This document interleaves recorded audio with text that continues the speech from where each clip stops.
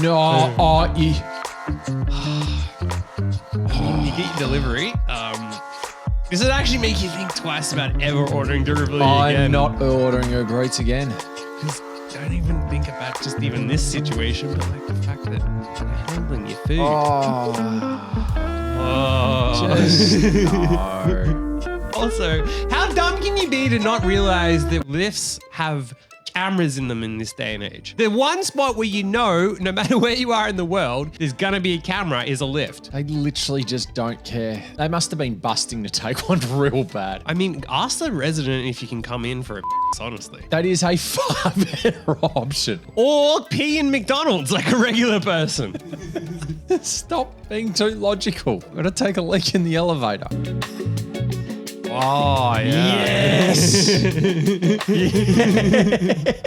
Yes. No need to be in an elevator if you got that. Nope. I think these are leaving us in the water, and I just saw the absolute panic go on my brother's face. 35 minutes into their 40-minute dive slot, Ian Kensington and his brother Ryan Chowdhury heard the unmistakable sound of an engine starting. By the time they got to the surface, they saw the boat heading back to shore. Slight mistake. Just leave a couple people out there. I was saying maybe we should swim, try and go for shore, but we were quite far. We were very far out. I thought we were going to die. The pair estimate they'd been left stranded for more than half an hour when Ryan spotted a Rottnest ferry. And I how just lucky. started waving and signalling and yelling for the boat, but it was quite far. I reckon we would have been a good 10-minute swim towards it. We've had this business 13 years and it's the first time we've ever had to pull divers out of the water. So, yeah, a bit of disbelief, but very, very happy that we found them at the same time as well. Marine radio captured the moments after they were rescued. Are they on your boat already? Yes, correct. I believe they're just boarding on now. I don't mind if you want to put them back in the water and we can pick them up. Put him back in the water! Just leave them out there for a couple of hours. Just throw him overboard! Give them a 4X and then put them back in, and then we'll get there when we can. Oh, that's so good. Oh, wow. Oh. Ian, exhausted and injured, climbed onto the ferry and returned to Hillary's. Ian says his condition only worsened. I've had delayed concussion, which has included seizure-like events, loss of consciousness and basically cardiac issues at the moment. The Australian Maritime Safety Authority is investigating the incident and the divers are looking at legal action. They claim head counts and roll calls were not done. I disagree. As if they didn't do head counts and roll calls if they forgot 2 people out there. Perth Diving Academy didn't answer specific questions about the incident, but said the safety of its customers is paramount to the business. Which shows. Yes. Safety, we didn't say we would remember to get you, but you will be safe while we're there. It says it's now reviewing its procedures and will implement preventative measures if needed. If needed. We've got a couple people, but if we needed to do something different, like, remember 2 people we left out there? Nah, forget them. Doesn't matter. Too late now. What are they going to do? Sue us? What for? Literally.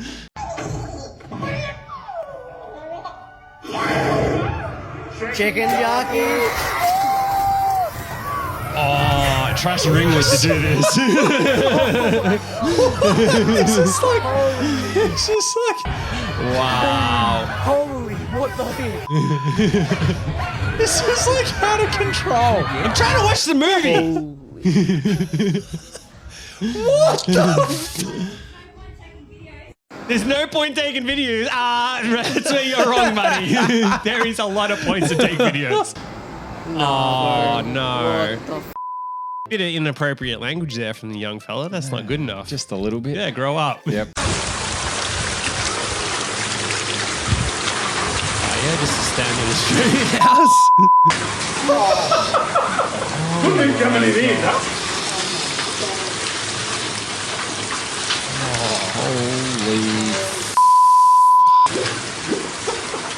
Wow. Yeah, I think I'd move out of the house just a little. He didn't know it, but that included an engagement, a new job, the new car, and even more good luck when we asked Bill to reenact buying his scratchy ticket. I just won 250,000. I'm not joking. You're not, are you? Really? I just won 250,000. He was showing them how he did it, and then he won again. You have to.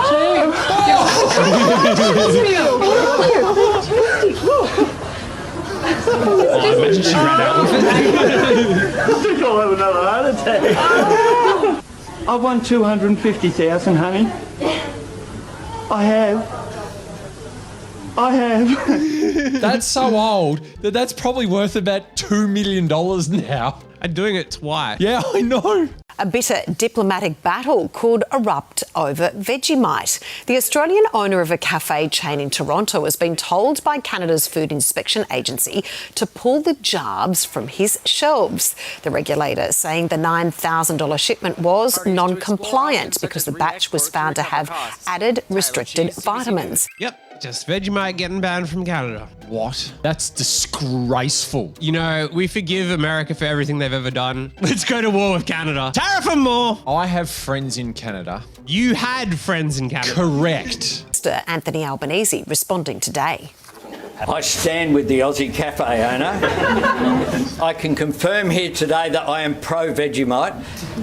And indeed, I actually put a lot of Vegemite on my toast when I ate bread. That sounds like someone who doesn't eat Vegemite. He doesn't eat. I don't think he's actually ever had Vegemite in his life, that dude. I mean, God, it's important election times, you know, things that matter to us. You knew this question was coming. You should have had a slice of Vegemite on toast ready to eat for the world to if see. you cared about the country, where we're at. All you needed was a slice of Vegemite toast with some Bega cheese on it. That is it. I mean, if Dutton didn't look like an uncircumcised he'd be in a lot of trouble.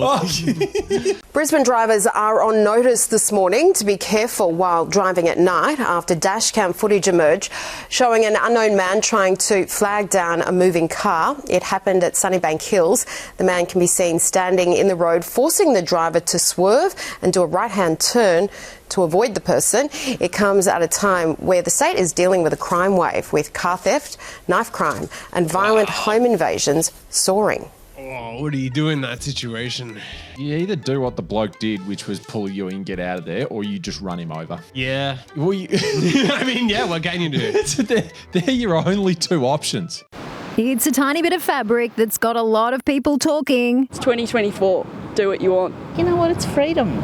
It's fine with us. The G-string bikini, a little too cheeky for this time slot, but worn freely by women on and off the beach. This is ridiculous. It's enough. We don't need it. I think it's demeaning to themselves, to be honest. You know, you don't need to flash everything. Imagine having a charity dedicated to banning G-string bikinis. You're ruining society. Dude, can you go get like another hobby or something else that might actually do some good for this country, please? Or maybe he got caught by the wife taking photos of women in G-string bikinis. He had to be like, hang on, I started a charity to ban it. And that's why I'm documenting this, I swear. And that is why I need to keep going out there and documenting it. You know, that could actually be the reason. The founder Ian Grace has taken his grievance to the mayor after seeing bare bottoms at a community event not even near the sand. I don't think it's necessary. It's not the first time swimwear has sparked controversy here. The beach inspector was told to tell her it was too brief. The late Paula Stafford had to defend her design since the 40s, but this current skimpier trend is spilling into cafes and shopping strips. They walk into our shop just in their little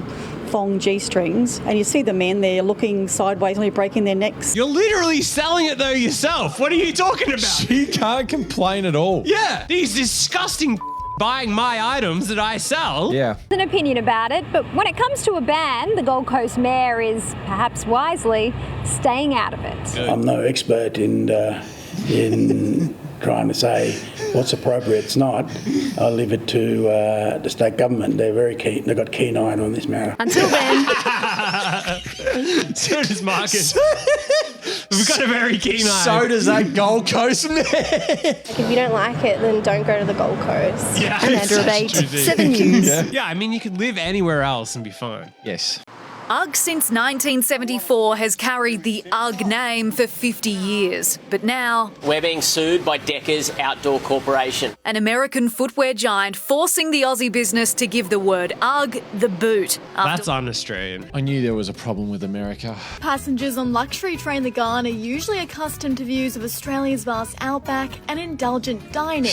But as they pass through Livingston just 50 k's out of Darwin, they were greeted with a 21 bum salute.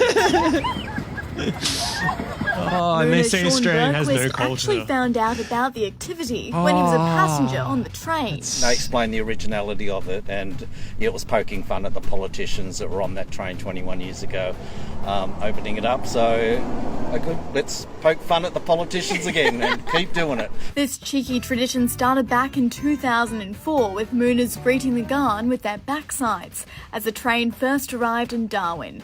Now dozens have dropped their pants just after 5 p.m. on Tuesday, celebrating the 21st anniversary of the salute. Also making it the first consecutive moon, with the act usually taking place every decade. It was so much fun last year, we thought, bugger it, let's have a special 21st birthday. Instead of an anniversary, we'll do a birthday. For those feeling too shy to bare their bums, they got creative with balloons, while Nicole decided to take a page out of Bridget Jones's diary. I brought out the Holden Fat Pants, the Bridget Jones, the bloomers, because I'm an upper class bogan and I wear the pearls, so I'm not going to show my bum. And to top off the celebrations, a cake in the shape of a number 2 was plated up. Wow. It was definitely a rush hour. It was definitely a rush. So proud to be an N10. Yeah, so proud to moon a train. Oh, Grandma didn't achieve a lot, but she mooned a train once, so... What have we degenerated into? Put it on the tombstone. That's actually not a bad thing to put on the tombstone. A Gold Coast dentist is bucking mad after being tossed off a mechanical bull at a nightclub. Live now to Today Queensland reporter Andrea Crothers. Andrea, the woman is seeing red. Yeah, maybe she should have been told to grab the bull by its horns to hang on, because this is a club whose slogan is "Buck Me Gently, Cowboys." But this woman got a bit more than she bargained for. As you can see, a bit of a rough ride, flung from that mechanical bull, landing in a nearby wall surrounding that area, which she claims left her with a black eye and in shock. Now, she was there for a friend's birthday when she says a pal convinced her to take a ride. This is a $5 a ride feature here at the Cowboys nightclub. But she says it wasn't her first rodeo, that she'd been on plenty before, but this one was dangerous and inappropriate. I mean, I don't believe that you've been on plenty before and then this one is somehow worse. It doesn't look like it's gotten that much faster. I don't reckon she's taken a ride on literally anything before. That would have been a great excuse, being like, yeah, I've many a man. You don't understand. I have Rocco Siffredi. So the venue, it has hit back, reportedly saying that, look, this is sort of the aim of the game, to dislodge a rider, and that those doing it actually sign waivers. There is signage around also indicating the risks. And while it's not their intention to hurt patrons, it is sort of the risk they take. To be fair, I don't know why they wouldn't put things on the side so that you don't smash your head. I'm surprised they didn't let the reporter actually have a crack at this one. Yeah, that actually is a good point. Like, maybe it is dangerous if they're like, yeah, nah, hell no, we're not letting the reporter on this thing. Than this, Knickers, a Holstein Friesian steer, is a bovine behemoth that stands out from the herd. At 194 centimetres, he's as tall as basketball star Michael Jordan. He weighs 1.4 tonnes, which has its advantages. He's too heavy for the abattoir, so he'll live out his days in the paddock. Imagine that, I'm too big to be killed. He's too big. Wow. Oh. He's mammoth. Young man forced to post a photo of his passport to prove his real name.